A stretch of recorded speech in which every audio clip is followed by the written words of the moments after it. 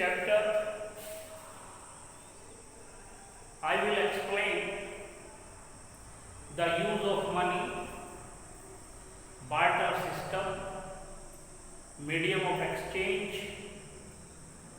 modern form of currency, and the money deposit with bank and the loan activities of the banks, and what is the need to take the loan for the economic activities, formal and informal sector, and self-help groups. Now let's start. Money.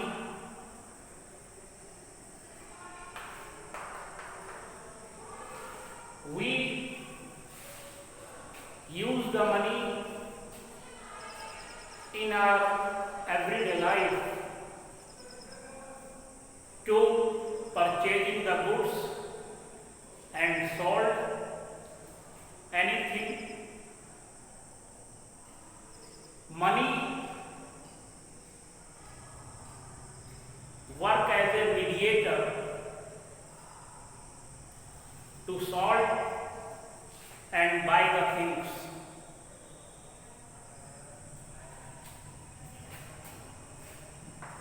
Now,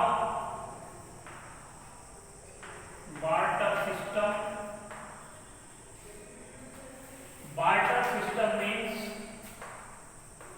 exchange the goods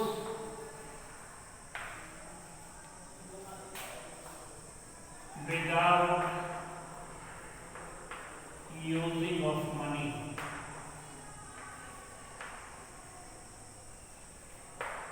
Barter system, what is barter system? Exchange the goods, सामान की अदला बदली करना बिना money का use किए हुए. For example, A shoe manufacturer make the shoes and he has to buy wheat for their family consumption. If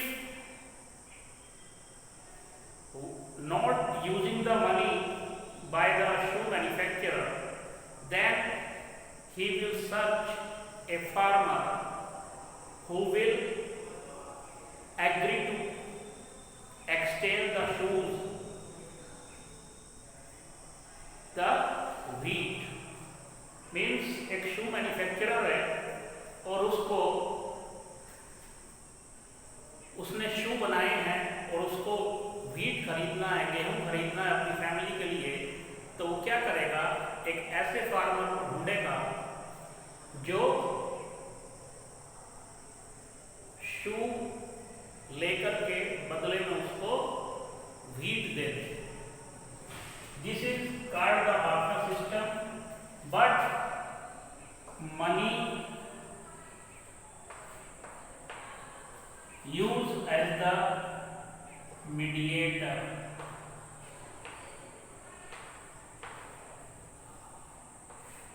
medium of exchange. Money is use medium of exchange. Money क्या करता है? Medium of exchange, सामान की अदला बदली करने में. यदि उस शू मैन्युफैक्चरर ने मनी का इस्तेमाल किया होता तो वो क्या करता? अपने शू किसी कस्टमर को बेचता और उसके बदले में मनी लेता, करेंसी लेता, और उसके बाद वो जाकर के मार्केट में भीड़ खरीदता. तो उसको फिर ऐसे किसी फार्मर को ढूंढना नहीं पड़ता जो शू के बदले में उसको व्हीट दे दे. ना मॉडर्न फॉर्म ऑफ करेंसी.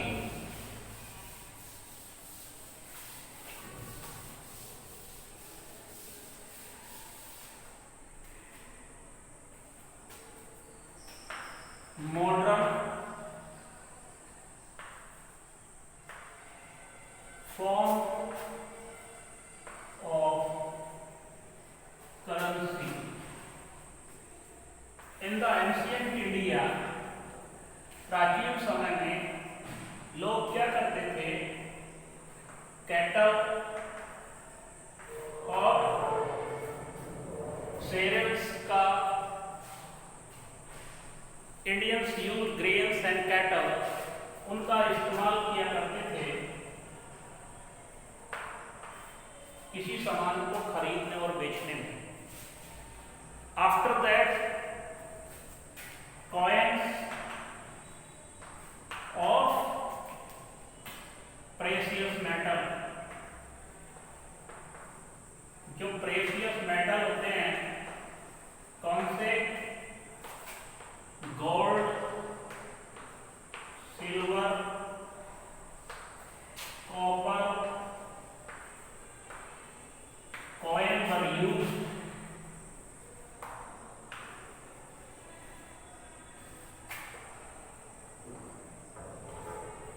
प्राचीन समय में, शुरुआती सालों में जब कॉइन्स नहीं थे तो लोग कैटल के बदले और ग्रेन्स के बदले सामान को खरीदते और बेचते थे।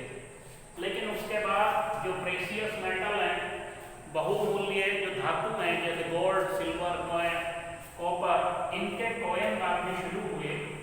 और अब जो मॉडर्न फॉर्म ऑफ करेंसी है इसमें paper notes and coins use होते हैं। As we are using the modern form of currency, इसमें पेपर नोट होते हैं 10 से लेकर के 20, 50, 100, 500, 2000 इतने पेपर नोट्स यूज किए जाते हैं, कॉइन्स यूज किए जाते हैं। But they are not made of precious metal. लेकिन ये जो हैं इनमें प्रेशियस मेटल के बने नहीं होते हैं ये। देन जो पेपर करेंसी है वो 2000 का नोट जिसको बनाने में 2 रुपये भी खर्च नहीं आता, उसकी वैल्यू 2000 में कैसे आती जाती है, वो तो पेपर नोट है, पेपर करेंसी है। व्हाई द पेपर करेंसी और coins accepted in India, why paper currency and coins accepted in India, paper currency and coins accepted in India। India में जो पेपर करेंसी है और जो कॉइन्स है उनको एक्सेप्ट क्यों किया जाता है? नंबर 1, इट इज authorized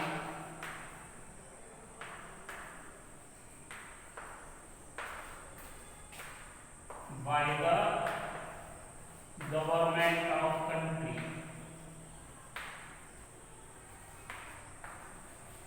उस पेपर नोट को एक्सेप्ट क्यों किया जाता है उतनी कीमत का? क्योंकि इसको देश की सरकार ने ऑथराइज किया है, देश की गवर्नमेंट ने उसको ऑथराइज किया है, इसलिए पेपर करेंसी को एक्सेप्ट किया जाता है। Number 2, on the behalf of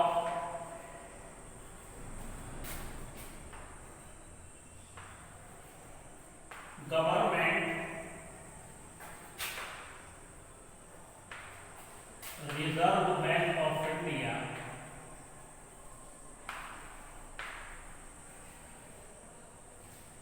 Reserve Bank of India issue the currency। Central government के बिहाफ पे जो इंडिया का सबसे बड़ा बैंक है RBI, reserve bank of India, ये क्या करता है? सेंट्रल गवर्नमेंट के बिहाफ पे reserve bank of India paper currency issue करता है। And number 3, no one can refuse to transaction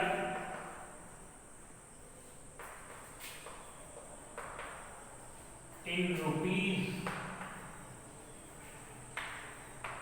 जो हमारी करेंसी है रुपी, उसमें देश में रहने वाला कोई भी नागरिक रुपए में ट्रांजैक्शन करने को, सामान खरीदना और बेचना, उसमें ट्रांजैक्शन करने को इनकार नहीं कर सकता। It is punishable offence. ये क्या है? दंड। इस पे क्या सजा, उसको सजा हो सकती है, उसको जेल जाना पड़ सकता है। तो जो पेपर नोट है और कॉइन्स हैं वो बहुत ज़्यादा बहुमूल्य मेटल्स के ना बने होने के बावजूद भी उसको पूरी देश में एक्सेप्ट किया जाता है, because it is authorised by the government of country, क्योंकि इसको देश की सरकार के द्वारा ऑथराइज किया जाता है। And on the behalf of government, reserve bank of India issues the currency. And government के बिहाफ पे जो आरबीआई है, रिजर्व बैंक ऑफ इंडिया है, वो देश की करेंसी को इश्यू करता है। आप किसी भी नोट पे देखिएगा उस पे रिजर्व बैंक ऑफ इंडिया लिखा हुआ होता है। And know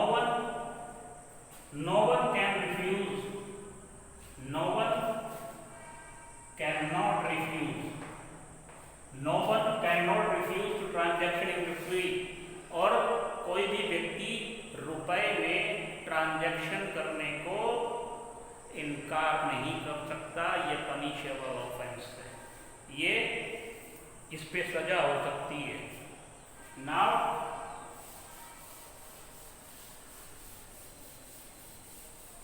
what is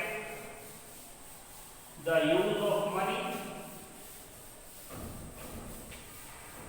anyone who has money, he can buy anything, any commodity or goods or service what he or she wants. Then what will the people do with the surplus money? Surplus money क्या करते हैं लोग? उसको bank में deposit करते हैं। जब लोगों के पास जितना खर्च है उससे ज़्यादा की इनकम हो और वो पैसा उनको सेव करके रखना हो, तो वो क्या करते हैं? बैंक में डिपॉजिट करते हैं।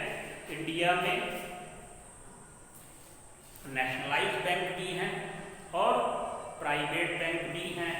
नेशनलाइज्ड बैंक जैसे SBI, RBI, PNB, Canara bank, Allahabad bank, bank of Maharashtra, Andhra bank, bank of Patiala, bank of India, bank of Baroda, these are the nationalized bank. And private bank, first private bank started in 1995 in India, ICICI। ये India का पहला private sector का bank था। Okay, ICICI के अलावा Axis bank, HDFC bank and Yes bank, Dena bank, these are the private bank. तो bank में पैसा डिपॉजिट करके what are the benefits? The deposit of money in the bank। Bank में पैसा जमा करने के क्या लाभ होते हैं? लोग बैंक में पैसा जमा क्यों करते हैं? Anyone can open an account in the bank and he or she can deposit the money in the bank। So what are the benefits? Number one, money saved in the bank।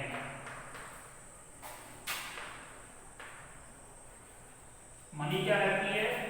Bank में money सुरक्षित रहती है, चोरी का डर नहीं रहता।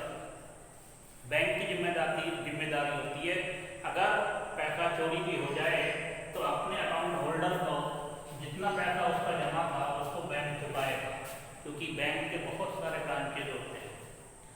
Number two, bank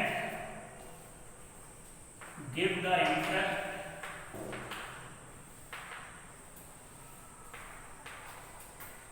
on the deposit money.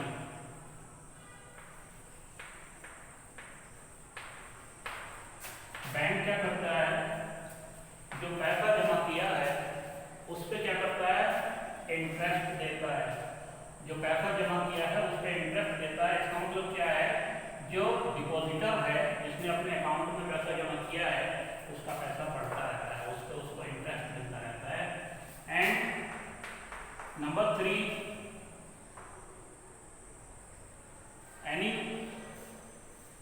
anyone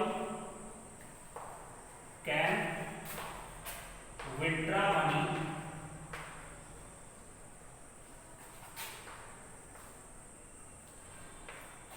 with bank.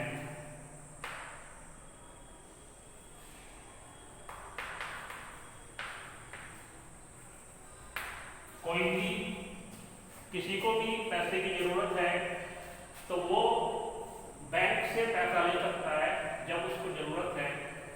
जब उसको पैसा चाहिए तो वो बैंक जाए एंड अपना पैसा ले ले।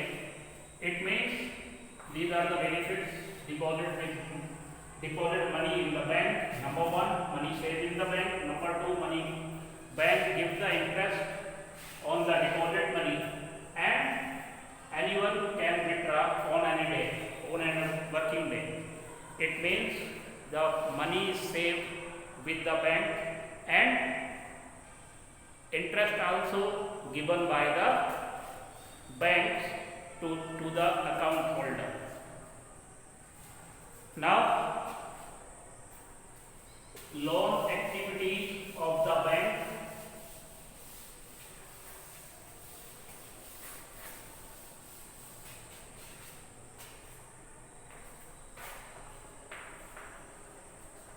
Loan activities of the bank. Bank की लोन एक्टिविटीज क्या होती हैं? लोग बैंक से कर्ज लेते हैं। In this matter, bank keeps only a small proportion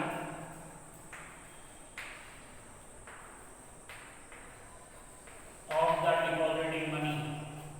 bank में जितना पैसा जमा हुआ है उसका बहुत कम हिस्सा, only 15% बैंक अपने पास रखता है कैश के तौर पे। क्यों रखता है? Any day the customer can come to withdraw the money, तो उसको उसके लिए रखना होता है। एंड शेष जो 85% है बैंक उसको लोन देता है। किसको लोन देता है? जिनको नीडी होते हैं। नीडी कौन? इकोनॉमिक एक्टिविटीज के लिए। इकोनॉमिक एक्टिविटीज कोई खेती में फसल बोने के लिए, कोई बिजनेस शुरू करने के लिए, कोई काम धंधा करने के लिए जिन लोगों को जरूरत होती है बैंक उनको लोन प्रोवाइड करवाता है। तो इसका मतलब क्या हुआ? Bank is the mediator between the depositor and the borrowers. Bank क्या करता है? मीडिएटर का रोल प्ले करता है किसके बीच में? जो डिपॉजिटर है, मीन्स जिसने बैंक में पैसा जमा किया है, और किसके बीच? जो बोरोवर है, जो उधार ले रहा है, जो कर्ज ले रहा है, जो लोन ले रहा है, उसके बीच में क्या करता है? मीडिएटर का काम करता है। And how the bank run? What is the source of income of the bank? तो बैंक का source of income क्या होता है? Difference the interest rate on the depositor money and the loan. Bank चलते कैसे हैं? इन बैंक का source of income क्या होता है? जो डिपॉजिट होता है, मनी डिपॉजिट होती है, और जो वो लोन उस पैसे पे देता है, वो लोन कहाँ से देता है? मनी है उसको वो लोन के तौर पे बांट देता है और 15% अपने पास रख लेता है। क्यों? क्योंकि any day the account holder can come to withdraw the money.